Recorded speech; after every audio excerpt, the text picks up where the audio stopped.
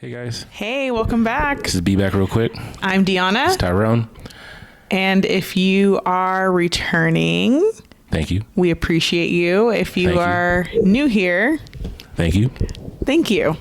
Appreciate you. You're the best. The purpose of our channel is to share travel tips, give you some insight, share with you some of our travel experiences, and just to make things easier for you.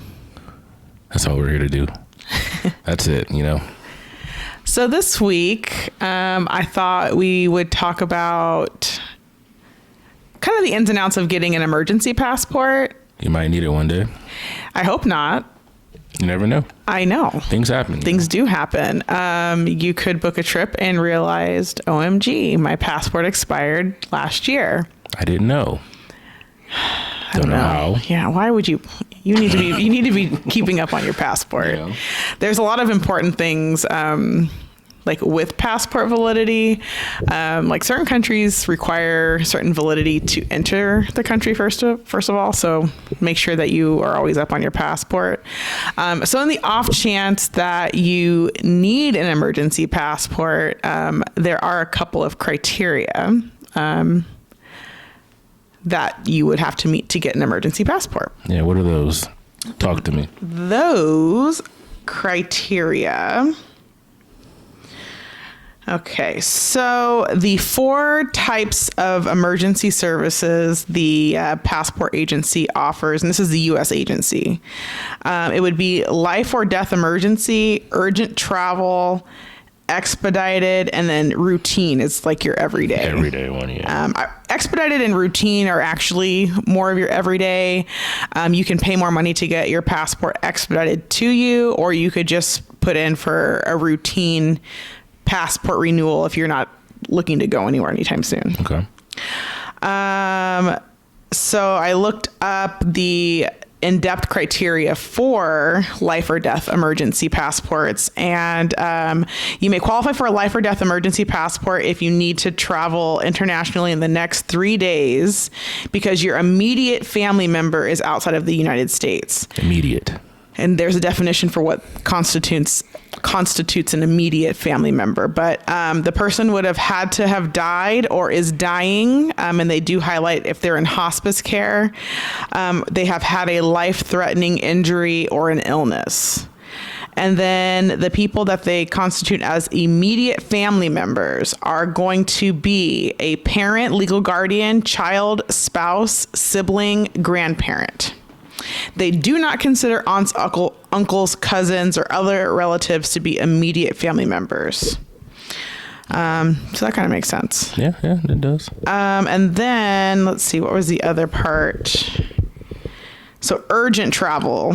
You had the answer to this. For urgent travel, what are the time frame? Yeah, what's the time frame? 14 days. So less than 14 days. Less than 14 days, yes. Yes. So this says emergency travel within 3 days. Urgent travel is travel. That actually says 2 to 3 weeks, but I know that I saw 14 days too. And then if you need an expedited passport, they're expecting you to be traveling in the next 8 weeks. And then if you're like looking just for a routine renewal, it's anything that's after 8 weeks. 8 weeks. Yeah. I've seen people come to the airport with expired passports. I'm not surprised by that. You shouldn't be at this point. And it is interesting to break the news to them. I've had people come with travel documents that are not passports also. And for everyone's information, you can only get on an airplane with a valid passport book. What does that mean? Book. That you cannot use a driver's license, a birth certificate. Well, there are some instances where you can use your birth certificate, but you would have had to have been born in the country you're traveling to. And there's certain guidelines with that. A passport book. Book, yeah, like that one. Other way, there it is. A book. That's the one. If you have a passport card, You cannot use that for air travel. You can only use that for land and sea travel. So if you are in the United States and you are traveling to Canada by foot, by car, or you're getting on a boat and leaving and coming back. Like a cruise? Like a cruise. Oh, that's crazy that you would put that together. Oh, wow. A cruise. Not like a pirate boat, but a cruise. Okay. You can, in fact, use a passport card. Yes. And on the back of the passport card, it absolutely says that it's only valid for land and sea travel. If you need a last minute passport and you are taking a cruise or taking a land or sea excursion, in order to get one of these urgent or emergency passports, you can provide a hotel reservation, a cruise ticket, or international car insurance for the country you're traveling to. So if you're going to Mexico and are planning on renting a car, or if you're taking a cruise out of Mexico or are walking into Canada, you would just need to provide one of those three things for the United States to issue you an emergency passport. Okay. Something else I have learned in my little tenure working at the airport, emergency passports are only good for 1 year. Interesting.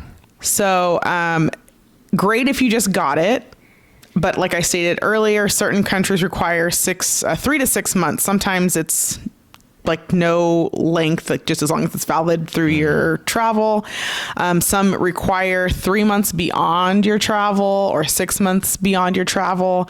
And some countries don't allow emergency passports to be used At all for entry.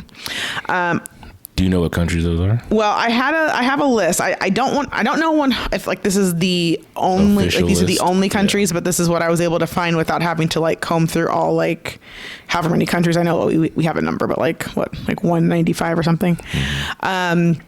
So for example, if you have received an emergency passport and you think you're taking a trip to Europe, France, Belgium, Holland, no go. And if you're traveling to the United Arab Emirates, so that would be like Dubai or Abu Dhabi. If you've never heard of the United Arab Emirates, that's where you find Dubai and Abu Dhabi. No go. It's a no go with an emergency passport. Okay. Okay. So the process to get an emergency passport. First, I mean, I have a question. Okay. Where would I go? Like, Are there a lot of locations for that? Do I need to? So if I'm living somewhere not in a major city, can I just go to my local? So there's a couple of options. Okay. I believe the least expensive option would be to find a government passport agency. Okay. We do have one here in Los Angeles. I believe there's one in San Francisco and there's one in San Diego for California. Okay. However, we have a high population of people here, and from my experience, I haven't seen appointments, and that's been since COVID. Like after COVID, the appointments have like been non-existent. Is that because we're like LA is like a touristy, so like a lot of, I don't know. I don't know why, honestly. I know before COVID, I used to be able to send people to get an emergency passport, and now it's very strict on you need an appointment. I had a coworker that was trying to get a passport for her kids, and she went through a third-party agency. And now if you go to the State Department, it does mention that they like certain third-party businesses have the approval to issue emergency passports. And those cost a lot of money. Okay. I think that she said somewhere along the lines of like $1,700. Oh, wow. Yeah, like opposed to like emergency passport. Yeah, $1,700. Correct. And I don't know if it was because like it was a child under 16. Make sure that is not expired. Right. But that was like a third party. Like again, it wasn't like the U.S. State Department. Yeah. I think the U.S. State Department is somewhere in the $200 range. But again, don't quote me because I've never used it. I've never gotten an emergency passport before. We keep track of our stuff. Correct. As you should. Because one, you save money and you can plan accordingly. I do believe that I read that you can expedite for an extra $60. But I know that you used to be able to just walk up to the federal passport agency here in Los Angeles. So I can walk up the day of, do the paperwork for my passport, and walk out with the passport. Not anymore. Not anymore. No, but you used to be able to do it that way. Now they require an appointment. Okay, but if I make an appointment, I can still just... Yeah, you should be able to fill. You should come with your your passport photos. I'd probably come with I think you have to come with your application, and then you would go to your appointment. Where do you get a passport photo from? You can go get a passport photo from any local passport. Some people don't know. I have to say it. That's a good question. You can go to like a CVS. We've gone to AAA.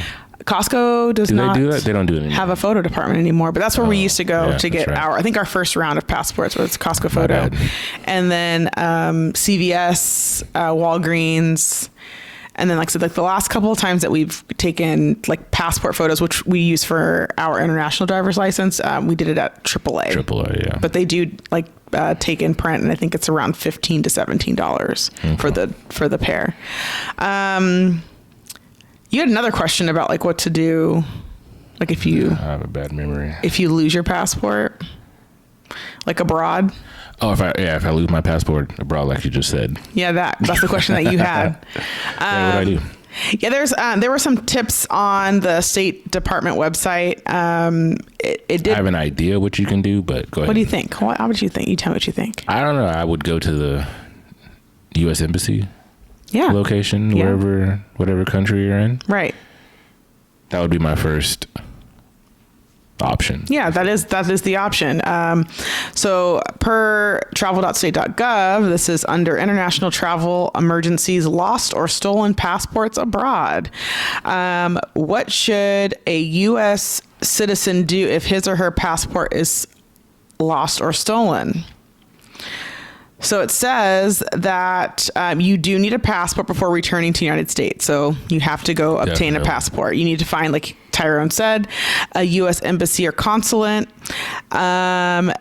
It does say that if you have been the victim of a serious crime, you should tell the consulate officer as soon as possible.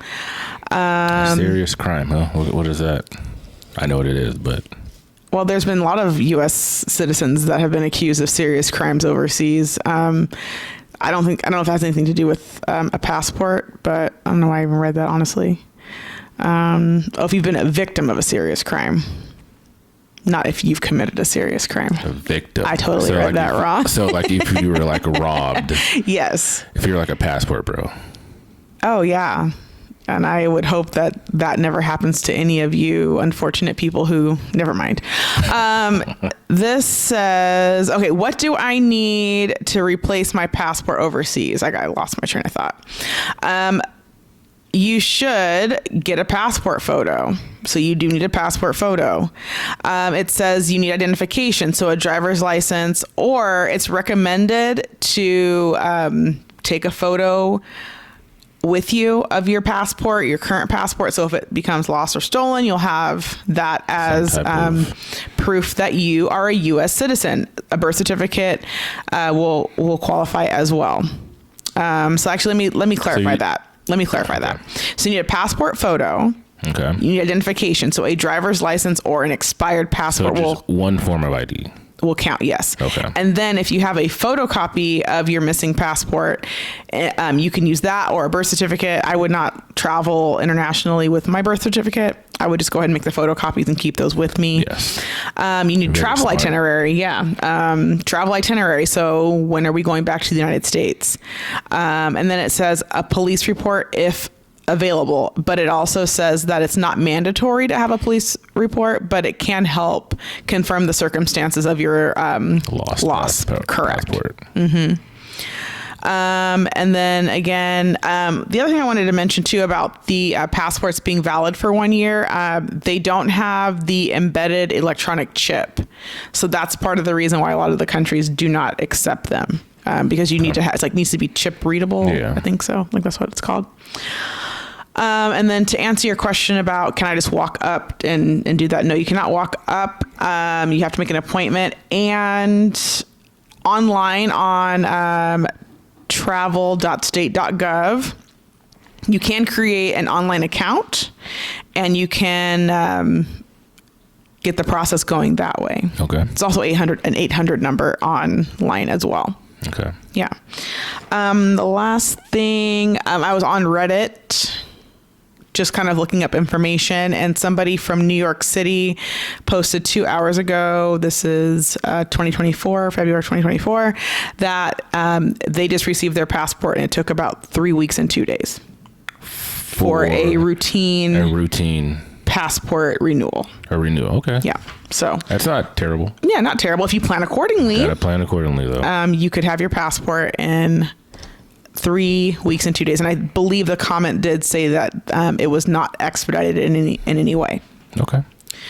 So, yeah, I wanted to touch on passport renewals and emergency passports. Again, you have to have proof that you're traveling. So you need to have a reservation, a plane ticket reservation, some kind of proof that you are leaving the country in the next 14 days to obtain an emergency passport. All right. So there's not like office locations like in every state, I'm assuming. I would imagine there would be, but based on this map that looks like a map of passport office locations, it does not look like not at all. The middle of the country is plentiful in options. If you're in North Dakota, Montana, good luck. Yeah. You got to go to Denver. Right. That's the only one that's in the middle. I think my cousin needed an emergency passport, and she had to fly to El Paso from the San Francisco Bay Area to get one. She was going to Germany. El Paso, yep. Yeah. And they had appointments. Okay. Like so pretty last minute. You got to travel. It's going to cost you a flight. I mean, depending on where you're watching this from, yeah. It could. So our advice would be to not have an expired passport. Yeah. And how would you make sure that you don't have an expired passport? Keep up with the date. Yeah, that's probably the best the best advice that you could take from this episode. You know, be up on your passport validity. I would always recommend to make sure that I have a minimum of 6 months of travel. Like, depending on where you're going, like if you're going to Mexico, like, okay, whatever. But if you have a Euro trip coming up, some of those countries require you to have 6 months. They don't play around. Right. 6 months validity in your passport before you can get on a plane, like 6 months beyond today. So if I get on a plane would I be able to get on a plane with the passport that expires in 4 months and I'm going overseas? It depends on where you're going. It just depends on location. Yeah. Okay. Some countries want 3 months. Some countries want 6 months. 6 months, I think, is the longest I've seen. Yeah. But when you start to see that period coming around, it's definitely time for you to go ahead and get a passport renewed. Yeah, and then you're just kind of landlocked for a while. Yeah. If you're thinking about going somewhere, check your passport. Yeah. Might be expired, you know? Might be expired. If you're thinking about it, start thinking about it. Look at your passport often. Yeah. Look at your passport often. Also, if you have a passport card with your passport, you have to send all of that in together. Like, you don't just get to keep your passport card. It all has to be sent in together to get a new passport and passport card. So just don't be one of those people who show up for your flight with the wrong documents, with not a valid passport. It's going to be a long day for you. Long day and expensive because you're going to have to eat that hotel the airline might work with you on, getting rebooked, but you have so many layers. If you rented a car, if you have a hotel, if you have an excursion, if you have tickets to do XYZ, like be on top of your stuff. Yeah. We always talk about that plan. Like, remember that saying that guy told us on that plane one day? Nope. Proper preparation prevents piss poor performance. That was a long time ago. Yeah. And that stuck with you. Yeah. Proper preparation prevents piss poor performance. That had to be over 10 years ago. Yeah, probably. Crazy. Yeah. So anyway, just make sure that you're on top of your stuff. Research. Just make sure you know what's going on. Please. Yeah. All right. Well, hope this helps. Yeah, I do too. If you have any questions, concerns, drop a comment down below. If you have any suggestions for us, we're open to hear it. Let us know. Yeah, all right. Like, comment, share. Do you have any passport stories? Let us know. Subscribe. All of that. All of it. And if you have passport stories too, let us know. We would like to hear it. All right. Well, I guess we'll be back real quick. See you.